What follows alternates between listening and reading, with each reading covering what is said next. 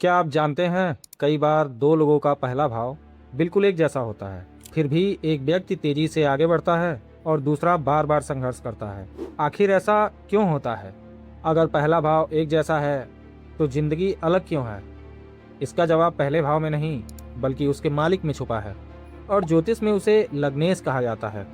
पिछले एपिसोड में हमने समझा था कि पहला भाव आपकी पहचान, आत्मविश्वास, शरीर और जीवन जीने के तरीकों को दर्शाता है। लेकिन एक सवाल अभी भी बाकी है, पहले भाव की ताकत आती कहाँ से है? इसे एक घर की तरह समझिए। हर घर का एक मालिक होता है। अगर मालिक मजबूत, समझदार और जिम्मेदार है तो घर भी अच्छी तरह चलता है। लेकिन अगर मालिक ही कमज़ोर हो तो सुंदर घर भी धीरे धीरे अपनी चमक खोने लगता है। ठीक ऐसे ही कुंडली में भी होता है। हर भाव का एक स्वामी होता है और पहले भाव के स्वामी को लग्नेश कहा जाता है, क्योंकि वह लग्न में स्थित है। और अगर वह भाव में होता है तो हम उसी को भावेश भी कहते हैं। यही ग्रह पहले भाव की शक्ति को बढ़ाता भी है और कम भी कर सकता है। अब एक उदाहरण देखते हैं।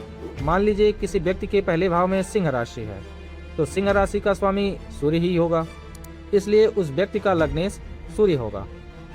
इसी तरह हर राशि का अपना एक स्वामी ग्रह होता है।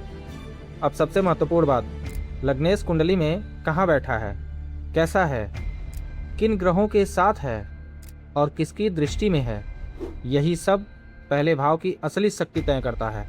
यही कारण है कि दो लोगों का पहला भाव एक जैसा होने के बाद भी उनकी सोच, व्यक्तित्व, आत्मविश्वास और जीवन का रास्ता अलग हो सकता है। यानी सिर्फ पहला भाव देख लेना काफ़ी नहीं है। जब तक आप लग्नेश को नहीं समझते, तब तक कुंडली की सबसे महत्वपूर्ण कड़ी अधूरी रह जाती है। अगले एपिसोड में हम समझेंगे लग्नेश मजबूत है या कमज़ोर, यह कैसे पहचाना जाता है, और यही पूरी कुंडली का सबसे बड़ा रहस्य है। अगर आप ज्योतिष को शुरुआत से सही तरीके से सीखना चाहते हैं तो एस्ट्रोवेद अरुण के साथ जुड़े रहिए। सभी को प्रणाम।